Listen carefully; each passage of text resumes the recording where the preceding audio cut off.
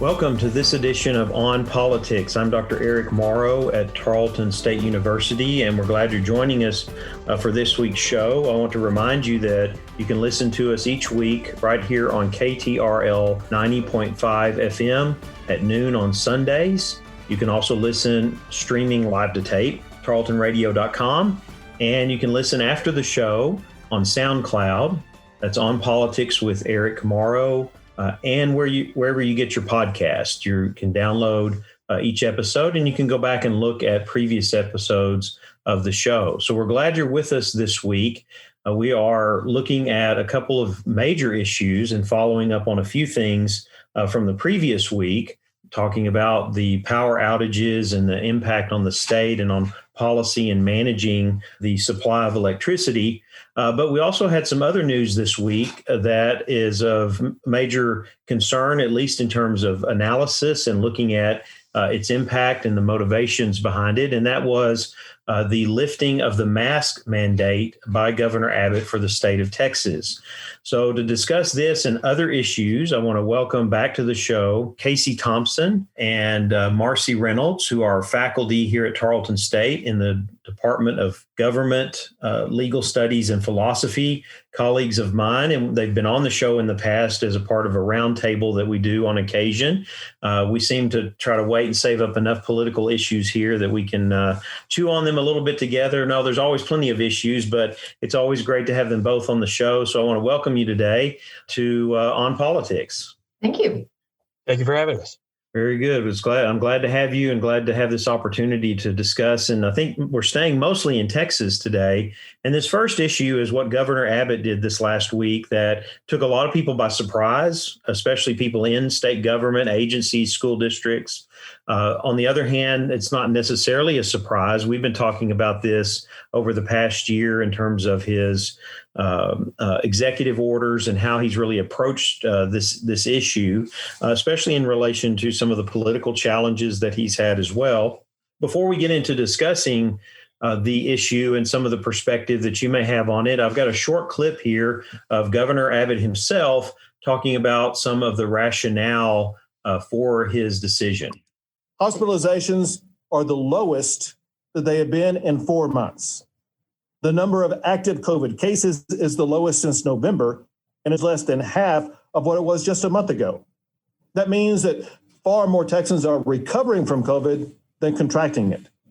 Also, today is the lowest positivity rate we've had in 4 months. We have been under 10% positivity rate for days now. Today, we're now under 9% positivity rate in the state of Texas. But make no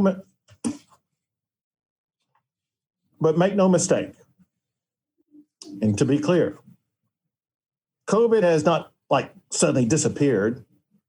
COVID still exists in Texas, in the United States, and across the globe.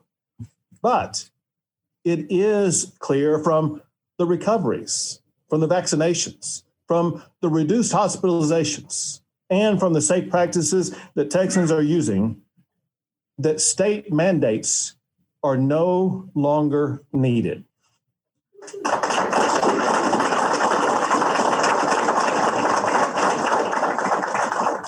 So today, I'm issuing a new executive order that rescinds most of the earlier executive orders. Effective next Wednesday, all businesses of any type are allowed to open 100%.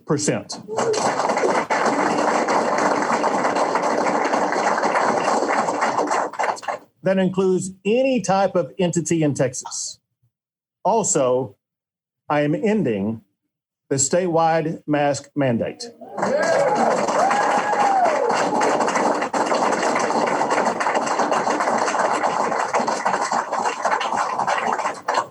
Now, despite these changes, remember this: removing state mandates does not end personal responsibility or the importance of caring for your family members and caring for your friends and caring for others in your community. Personal vigilance to follow the safe standards is still needed to contain COVID. It's just that now state mandates are no longer needed. So those were the words of Governor Abbott on the lifting of the mask mandate and opening businesses to 100%. And of course, I'll have to let our listeners know that the applause there was not fabricated. It was not, that was part of the press conference in which he released this information. But I guess the question that comes here, is this the right time? Is he trying to balance an approach here? He mentions the metrics that he's using, which are ones he's used all along in terms of hospitalizations, the infection rate. So there seems to be some consistency in terms of the metrics he's looking at. Vaccinations, we're only at about, I think we're less than 10% of the state that's been vaccinated. So there's still, some ways to go there. But I wanted to get your opinion on where does this fall in terms of the timing, and what do you see are some of the motivations behind it? Casey, we'll start with you today. Well, I think the motivations, you can't ignore the political motivations. There are political motivations here. Texas is, meant to, we see ourselves as the independent state. And so Governor Abbott has been receiving a lot of pressure, I think, from his right, from the more conservative side of the Republican Party. Comparing us and saying, well, why aren't you more like Florida's governor, Ron DeSantis, or Kristi Noem out of South Dakota? Why haven't we opened up more so like those? And so I do think the political motivation has to be looked at. With that said, I also think there's a legitimate argument that while we may be on the front end of it, said, it's still a personal responsibility issue. It's still going to be down at the more local level instead of a statewide mandate. And the reality about Texas is, look, it's 800 miles from El Paso to Texarkana.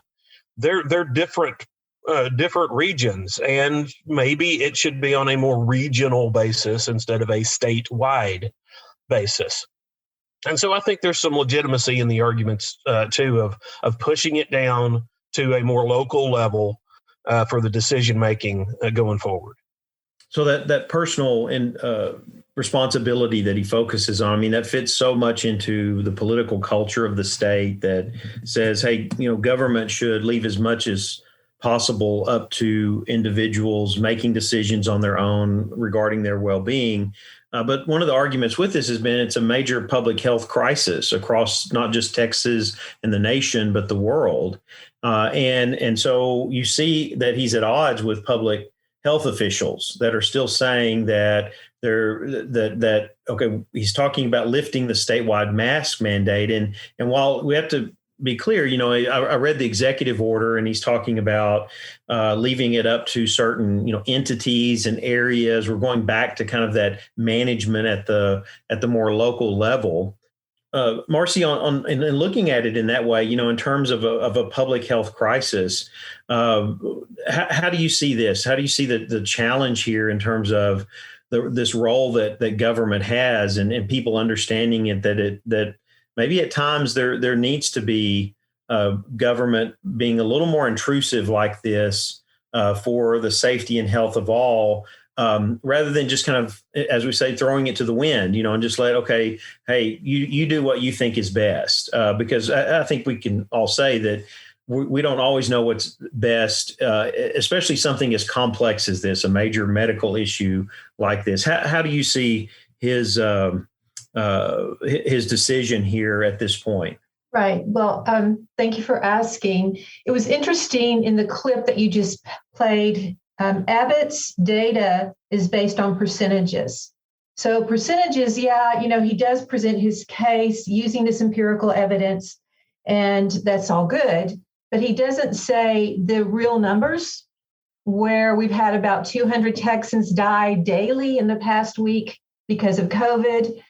Our hospitalization is going down, but we still have high numbers. Let's see, recently they reported over 5,000 Texans are still hospitalized because of COVID-19.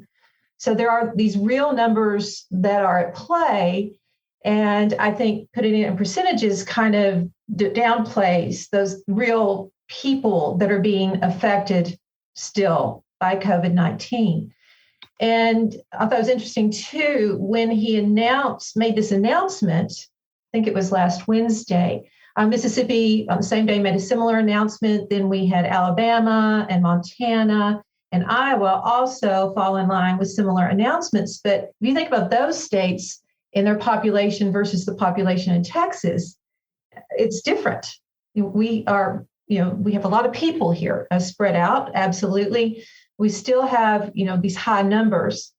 And I thought it was interesting, too, that Abbott did say that the county officials can decide to reinstate these kinds of mandates if the numbers get too high regarding hospitalizations, but not the mayors. So I thought that was interesting, too.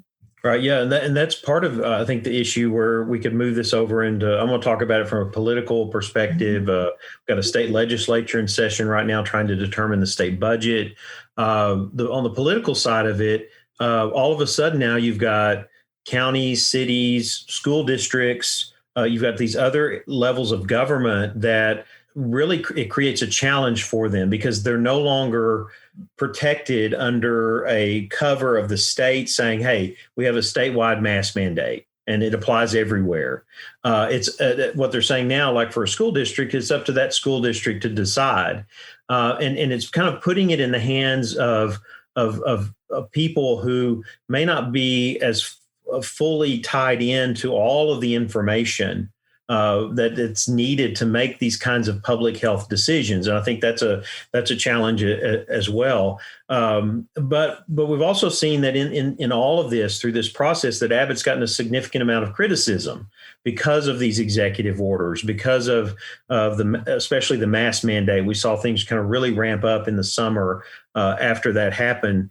Do either one of you see that there's the politics, that maybe that he's deciding on this on that basis? I mean, we'll look at that first. I know, again, I said economic impact and other things as well, but it seems like that the past year that he's had, that there's some politics at play here, and it's politics that are going to be very real and visual at the local level going into the months ahead. Casey, what are your thoughts on that? Well, yeah, I do think there's a political connection, without a doubt.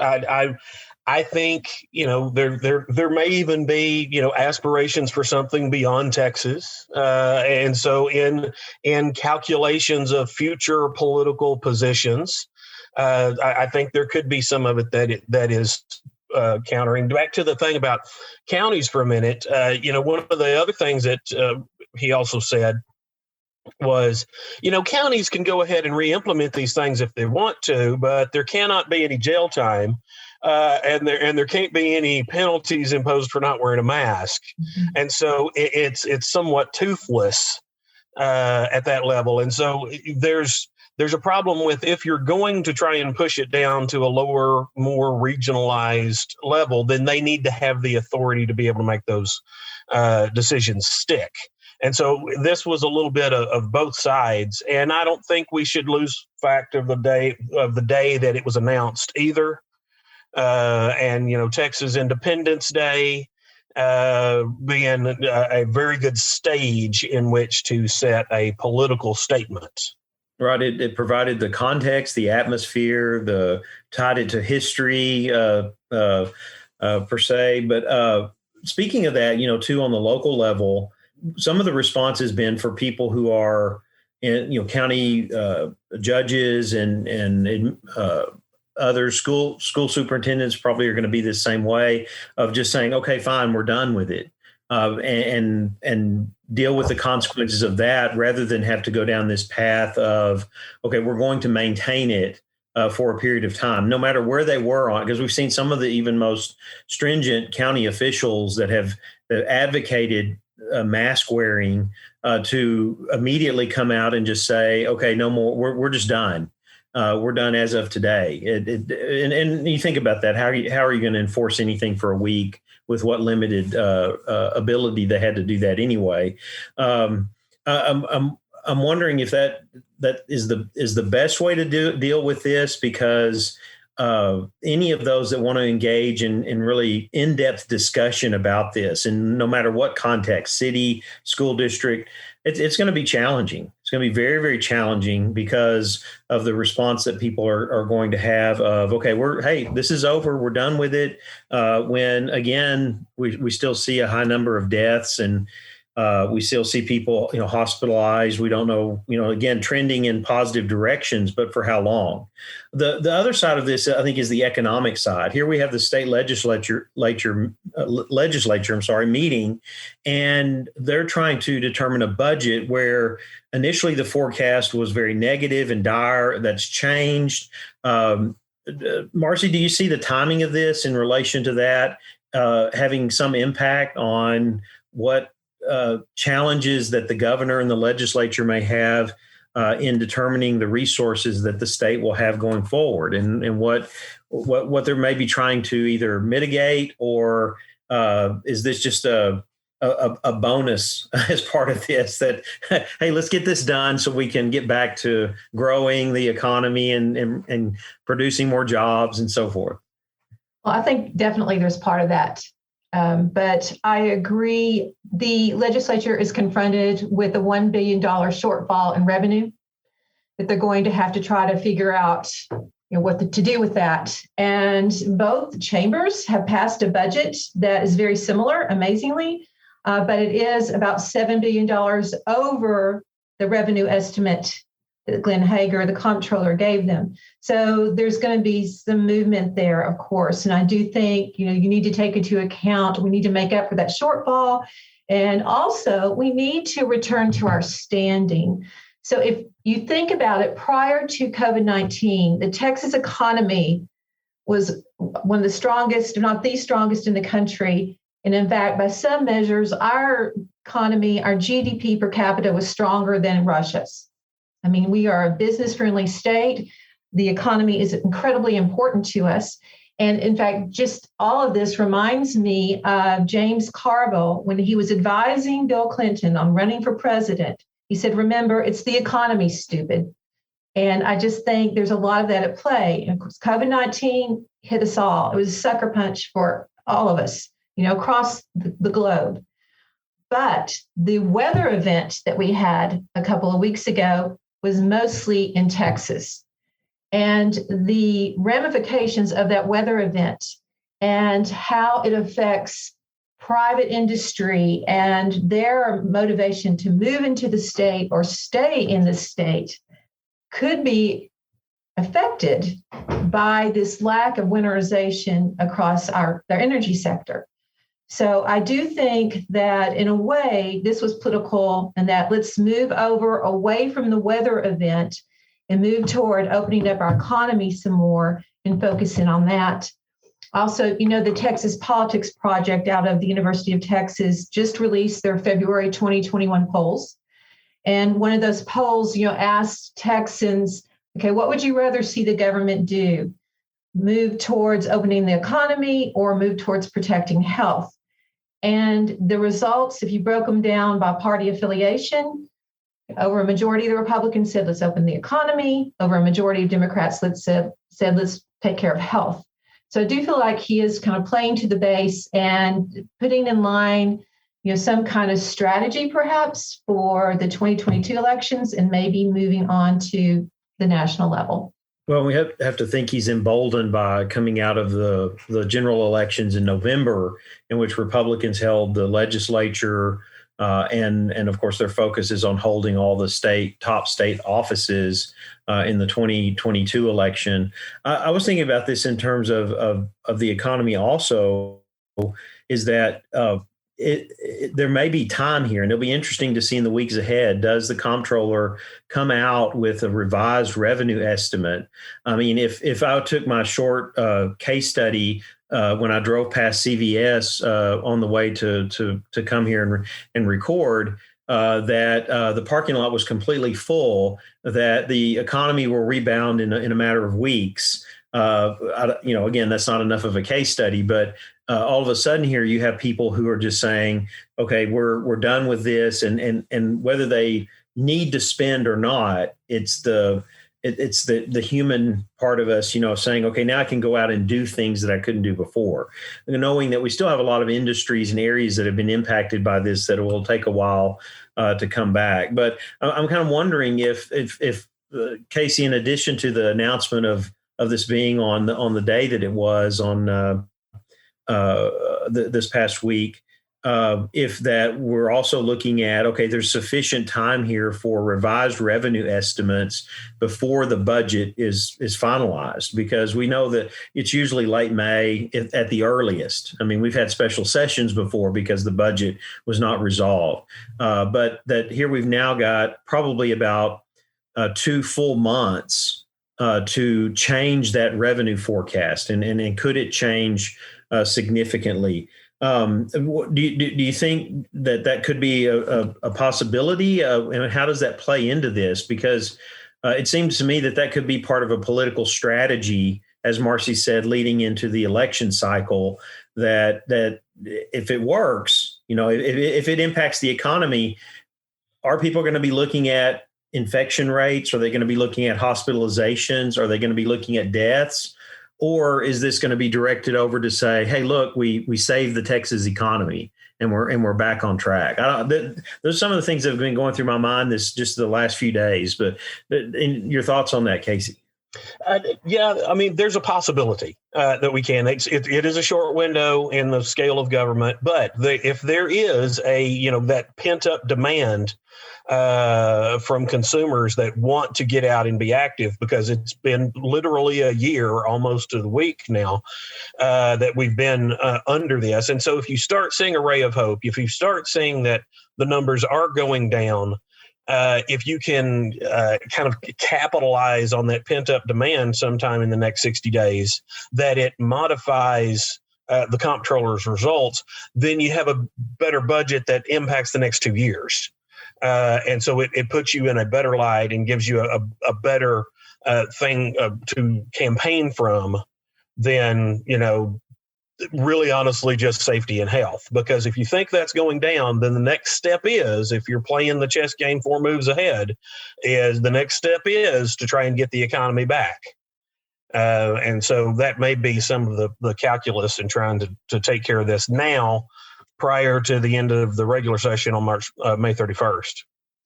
Well, it seems with that too that meets the dominant views of government and how this plays together of people of the state. I mean, it's one thing to celebrate a pandemic coming to an end, which we're still not close to that yet. But even I think in Texas, and I'm looking at some of the work that we've done collectively on looking at the state and its history and in politics and governance, that the answer, kind of a standard answer, would be, okay, yeah, we got to the end of the pandemic, or we were able to kind of turn it and get back moving in the right direction in terms of public health. But what about the economy? I mean, again, it would be, Marcy, like what you brought up with President Clinton and his campaign, was that the people here that's their primary focus. It's over and abundantly about economic stability and jobs and so on. And again, I think, that certainly that's important, but for me, it raises another question about public health. And how we deal with this going forward, because we can probably pretty much guarantee it's going to happen again, that we could face a threat like this or of this level that could happen again. And how are we going to deal with that? And of course, we know we're in a state where public health is not front and center, at least in terms of a statewide strategy now to deal with issues like this.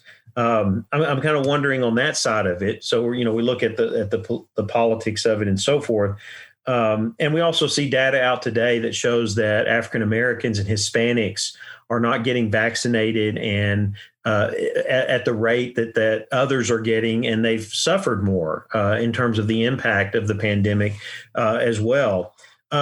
Where does this fit? I mean, do you see any place for this in a strategy for the state, the governor, the legislature going forward, that it's not just, Marcy, when we're talking about quality of life, just the economy stupid, as the slogan said, but that there's something significant that's happened here, and we've got to look at a way to address it within kind of the culture and the way we govern ourselves and the history and this focus on the economy.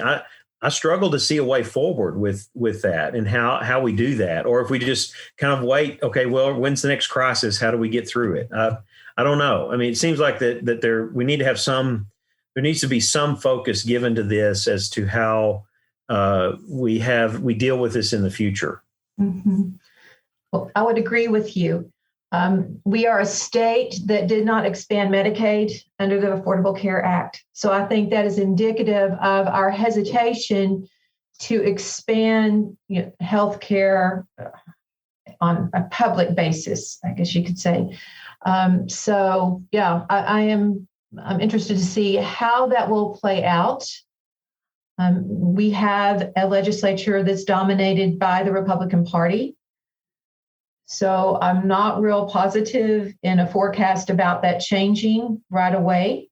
It might incrementally, but I don't even know then. I think the emphasis is going to be on getting people back to work, because our unemployment rate is still 7.2% right now, which is double what it was before COVID-19 hit. And so I think that's going to be more of an emphasis perhaps, but the unequal distribution of healthcare, that is definitely an issue that needs to be looked at and addressed. I just don't know, with all the other things that are going on, how many laws we're going to see passed in that direction. Yeah, it's not top on the bills that are being examined and people are engaging with in terms of the state legislature, which we'll get to that in a moment. It is a challenge. I mean, I think there's some things that have been learned from the beginning of this in terms of how you address it on a smaller scale when this pandemic was getting started. That perhaps some decisions in reversing that, masks and protective type things early on that may have thwarted having to do a massive shutdown. But some of this has to be given attention in this state, and we've got to hope that our policymakers and those that are engaged with these issues will push for that, especially public health officials, in how the state can deal with this in the future. I want to turn before we use up all our time today in the show, is that you mentioned in the middle of this we had a extreme weather event. We covered this with Dr. Eggleston last week on the show, and talking about some of the background to how this all happened. But this has political implications as well. Right here in the middle of a legislative session, right here in the ramp up to the elections in 2022. As we know, the primary season will kick off, in several months. You'll start having people announcing, and then there'll be campaigns starting up certainly in the fall, if not sooner, because we're talking about the governor. We're talking about other statewide positions as well. We talked about the logistics and the sustainability, a little bit about policy and so forth last week. The politics of this, though, and that what our show really here focuses on, is quite significant, because we've had some other events happen this week. You've had members of the Public Utility Commission resign. You had the executive director of ERCOT lost his job. You had the overbilling, $16 billion in overbilling, which was seen as a huge mistake on the part of ERCOT. Is this issue? Do either of you see this issue as in terms of any political challenges here related to either the governor or the legislature, or where do you see this going in terms of that relationship that Texas has tried to maintain with private industry for an essential service here, while letting those companies be successful and certainly provide the resources to the people of the state, but with a limited amount of really regulation. One of the things that came up in our conversation with Dr. Eggleston was how prepared these companies should have been for a weather event like this. But that involves costs, that involves using revenue otherwise to prepare for maybe one or occasional events. What do you see, Casey, politics of this? What do you see are some of the challenges either for the governor or how we address this issue going forward? Well, just from the political slant first, I think it's going to be there, but I also never want to lose sight of the fact that voters typically have a pretty short memory. And so if we're talking about an election that's 2 years away, I don't know how much it's going to be. With that said, there were a whole lot of people in the dark, in the cold, for the first time learning what ERCOT meant. And so it was a thing that came home to people quite literally. And that's going to make an impact. And the governor kind of stepped out and said, yeah, I take responsibility for, where we are here. And as you said, the chairperson of PUCs resigned. ERCOT was terminated. 7 members of the board have all stepped down. So we're having a full-fledged kind of turnover there at the agency level. I do think this is going to be one of those situations where the response is probably going to have more of a political consequence than the event. Because this was, the last time it was this cold was 4 decades ago. We've never seen that much. It was truly the same kind of, catastrophe that you could rank COVID as. It's just happened in a week. I mean, it was a monumentally historic, we haven't seen anything like it kind of thing. And so people are pretty forgiving, I think, about, a bad thing happened. It's like a hurricane. And so it's more about what's your response to it, perhaps in the event that would have the political consequences. Marcy, as we look at this and these consequences of it, whether political, you're right, Casey. I mean, short memory. There's a lot of time between now and that 2022 election. There's a lot of national dynamics that are going on in the electorate that are going to be directed at that point, not just what's happening in Texas. I think you mentioned about this and balancing it. Or trying to kind of redirect away from this with this kind of announcement that we saw this past week about ending the mask mandate and those kinds of things. Politically, that seems like that's a President Donald Trump tactic. If the news cycle's not going your way, then let's do something to change it, whether it's the right thing to do at the moment or not, and so I'm wondering about your perspective on the politics of this, and really the governor who, as we know, I mean, we would teach this in our classes until, he appoints the members to the Public Utility Commission. But other than that, he doesn't have any direct oversight of this whole process with ERCOT. I mean, it's governed by laws that have been put in place, and by the legislature has a primary role here. But he was getting a lot of attention because he is the spokesperson for the state.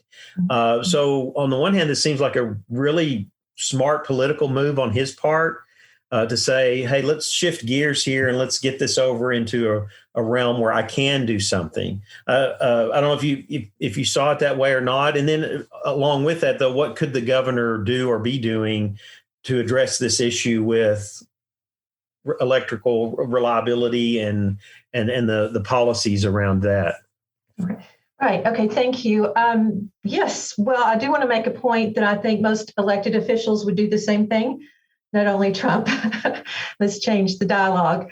Yes. So, and if that was his strategy, that's understandable, actually, because he does have limited power, but he is the representative for our whole state. Basically, he is the person that represents our state to people outside of the state. And I just remember Rick Perry going up to Chicago when I lived there and representing the state and trying to draw businesses away from Illinois to move to Texas because we're such a business-friendly state.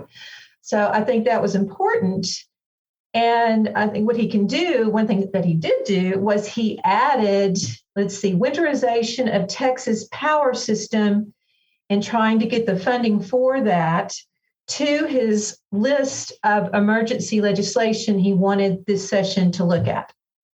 And so that indeed there are some bills that have been filed that are requiring the Public Utility Commission to prepare for extreme weather. And another bill says something similar, except he adds that penalties will be imposed of up to $25,000 if they don't. So it's putting the impetus of the funding on the private businesses, right? And then they will get fined if they don't fall in line, and the money will be used to fund the Public Utilities Commission. Also, there's another bill that was filed to say, okay, you have to plan for winterization, even if it's only 1% to 2% chance of having these low temperatures again. So I think you're just supporting that, making it a piece of emergency legislation. Governor Abbott has signaled this is something he would like to see addressed. So that is some kind of emphasis that he has there. There's some legislation, too, that has proposed combining both the Public Utilities Commission and the Texas Railroad Commission so that you're bringing oil and natural gas under one agency, because that was one of the complaints that came out in the hearings that were held last week in the Texas Legislature, that there's a lack of communication going on between these entities that are in charge of our power structure. So this issue also kind of brought out some of the things in social media that people back and forth on both sides of the issue that, Texas is independent. We manage our energy that way. Dr. Eggleston, we got into that last week with talking about the three power grids in the U.S. and there's the Eastern Seaboard, there's the Western Seaboard, and then there's Texas, and explaining really the dynamics behind how did this happen, that we were not able to pull power from other places when we started having systems go down because of the extreme weather. So secession is actually something that is in the minds of some legislators. We see this issue not going away. It's not the focus that I want to have as we move to break and then go to the last episode. But when we come back from a quick commercial break, this is on the docket of the Texas Legislature. It's one of the most widely viewed bills, along with a few others. And I want to talk about that in terms of what that tells us about where people are in public opinion in looking at what's important, what issues are important, and what the legislature is doing. So we're going to take a quick commercial break, and then we'll be back for more on politics. Politics can be confusing, but On Politics with Eric Morrow has your back. Follow the show on Facebook. Search On Politics with Eric Morrow to stay up to date with the show and all the sources to follow right along.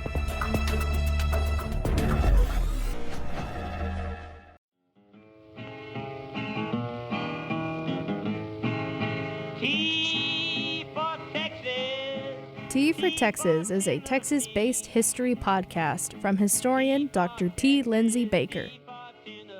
Find a new episode every Thursday morning wherever you get your podcasts.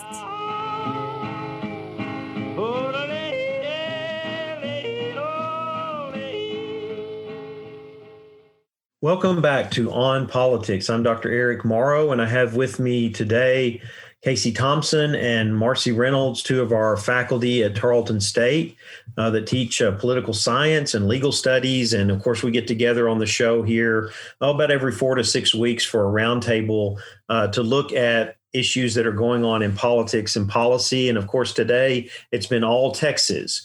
We started with looking at the governor that ended the mask mandate in the state. We have looked at a little more on the politics of the power outage and the impact that it's had. And in this last segment of the show, we are in the middle of a legislative session.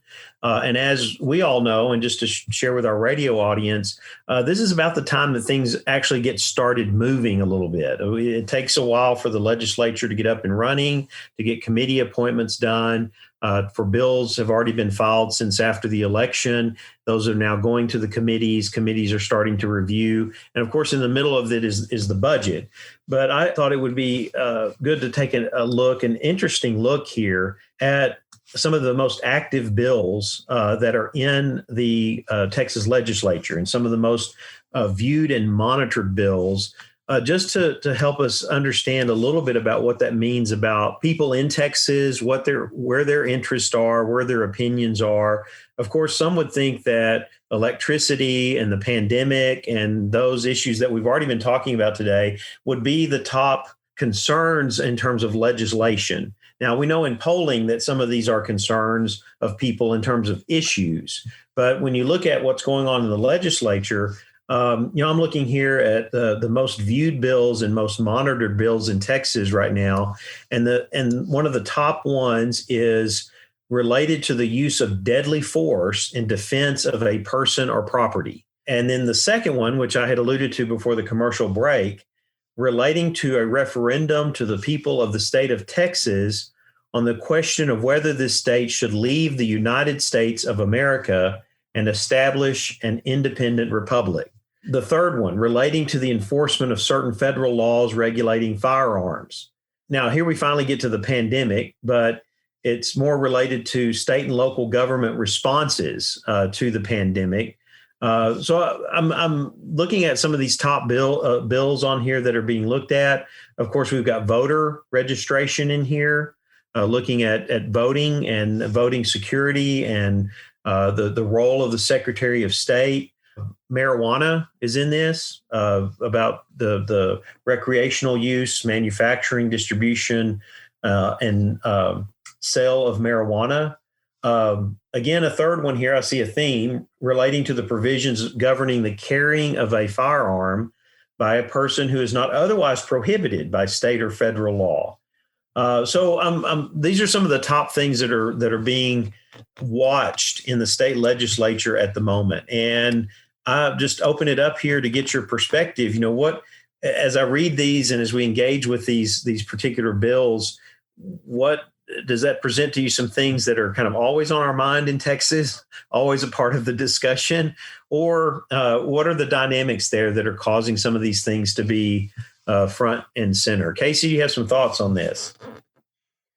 Yeah, castle doctrine in Texas is, and nationally, is always a controversial topic. Anytime you start dealing with your right to protect yourself and your family, it makes it crosses a multitude of political ideologies at that point. So this one that I believe it was Representative Meza put in, it's an extreme change to the castle doctrine as it is currently based in Texas. And so it's garnered a lot more response just because it was taking a little bit more of a radical approach to it. The argument being is it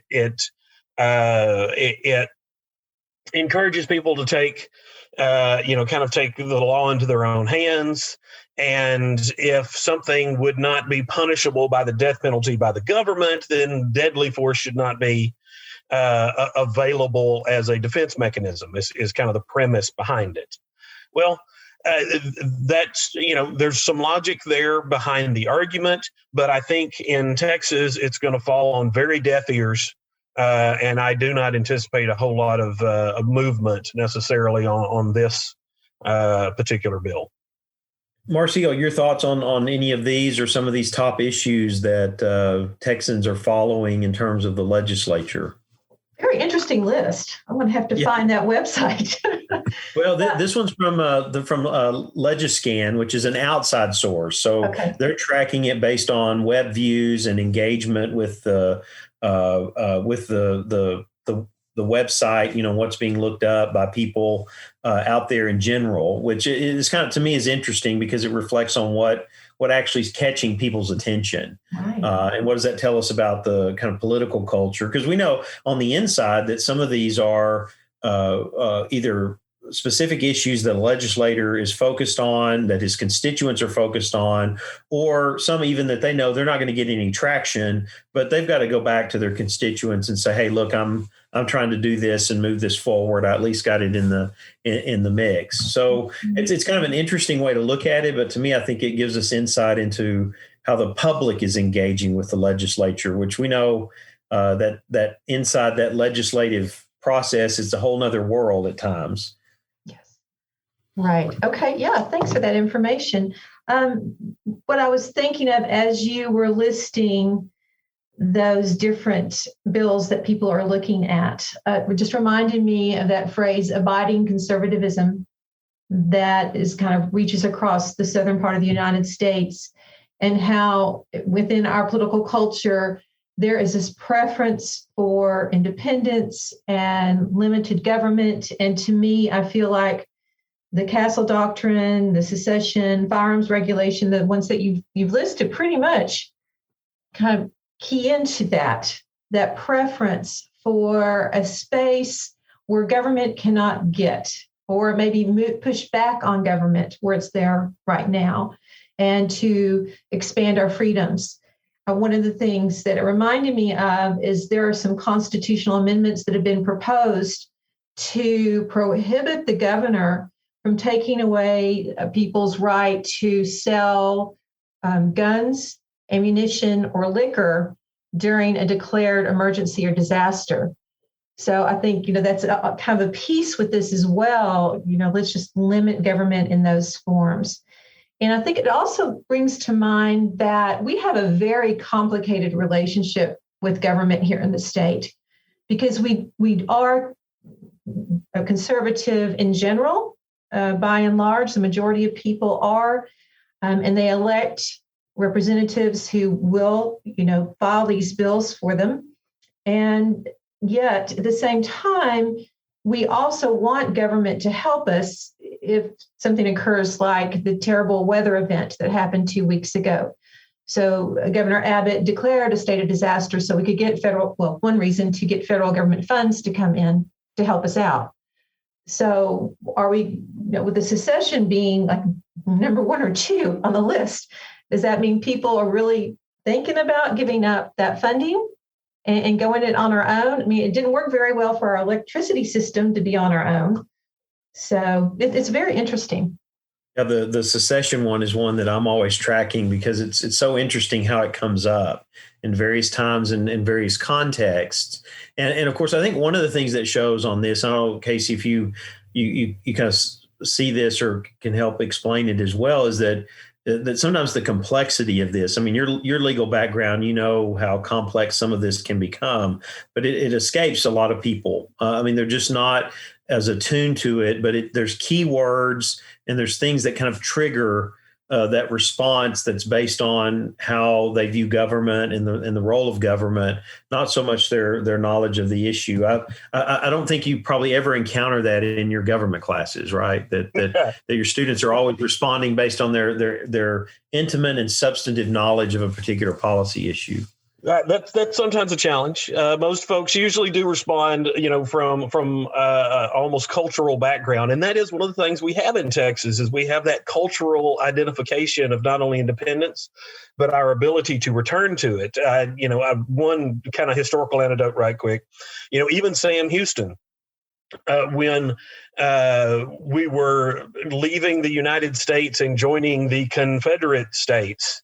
He refused to participate, and then unless it was passed by the voters, and then when the voters passed, he tried to make the angle of, but that doesn't mean we're joining the Confederate States. It means we're back to an independent nation.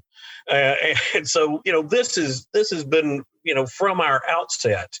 But it's just not there. I mean, there's court cases that date back to the Civil War. Texas versus White is the one that comes immediately to mind. That's the quintessential case. But then, you can come to a more modern time, and Scalia actually said once, paraphrasing a little bit, said that, if there was any constitutional issue that was resolved by the Civil War, it's that there is no right to secede. And so, there's still not a right to secede. And so, we have this bill from the representative out of Fredericksburg. It probably has less chance of movement than the one modifying the Castle Doctrine. It's fun. It's part of our culture. It's interesting to talk about. But in the legitimacy of the legal complexities that it takes to make something like this happen, it's not there legally. It's there with a war. And nobody really wants to go that far. We just like waving our flag. Well, when I checked the committee list for the House of Representatives, I didn't notice that they had actually set up a committee on secession. So I don't know what the path of the bill like this would be to go through that process, that committee process. But Anyway, we'll see what happens with it. But I think in kind of closing this out and looking at it, I'm amazed in Texas, and I've lived in Texas almost all my life. I'm amazed at how what seems like the kind of structural issues of government in Texas, some of the challenges that we look at in how we govern ourselves and just the perennial issues that we see in the state, that they are not at the top of a list. They're not being given the consideration. We always see this kind of pattern of the budget, and then there's a few kind of trigger key hot button issues here that people want to engage with, whether it's social issues like we've had same-sex marriage and abortion, and or it's killing feral hogs from helicopters. I mean, we've got these kind of signature issues that seem to come to the forefront. And when we walk away from these sessions, it's like, okay, well, we have a budget, but basically what else was accomplished in this process? I don't know if you're getting the feeling about this legislative session that it may be, again, all about the budget, that responding even in the midst of a crisis with electricity, providing that, even in the pandemic, in the end, it's going to be a few kind of signature bills that people can hang their hats on to say, look what we got done. For the people of Texas, and they're going, hey, that was critical to us, but then it's not anything substantive in terms of the structure, the way we do government, and some of the challenges we're seeing. Marcy, your thoughts on that and that pattern, and what do you see there? Do you see anything developing that might be more significant coming out of this legislative session? I don't, actually. I agree with you. I'm disappointed. I'm disappointed. I was hoping, I had a ray of hope coming through the window here that there might be something that we could just latch onto and say, hey, we're. But you know what? There's always redistricting. That's coming up. So we can look forward to that. Yeah. I'm sure everybody's out there. Yay, hooray. We're going to look forward to redistricting. If I could jump on and add to that, I will tell you that Lieutenant Governor Patrick's put out a list of the top 31 priorities. And so the Senate Bill number 1 was the budget, and then 2 was ERCOT, and 3 was power grid. And then it goes to protecting the Star Spangled Banner and the Heartbeat Bill and social media and free speech. As I scan down through them, Second Amendment issues down there at 18 and 19, and I'm sorry to tell you that Senate redistricting is down at number 31 on his list of 31. All right. Well, I hate to end the show with disappointment about the legislative session, but as we said, it's a pattern. We can hope for better, and we can hope for more engagement on the part of the people of the state. I want to thank you both for joining me today on politics, and these roundtables are always engaging and helpful to our listeners to think about these issues more in depth and to hear your opinions and perspectives. So join us again here next week at noon on KTRL 90.5 FM. Thank you for joining us today for On Politics.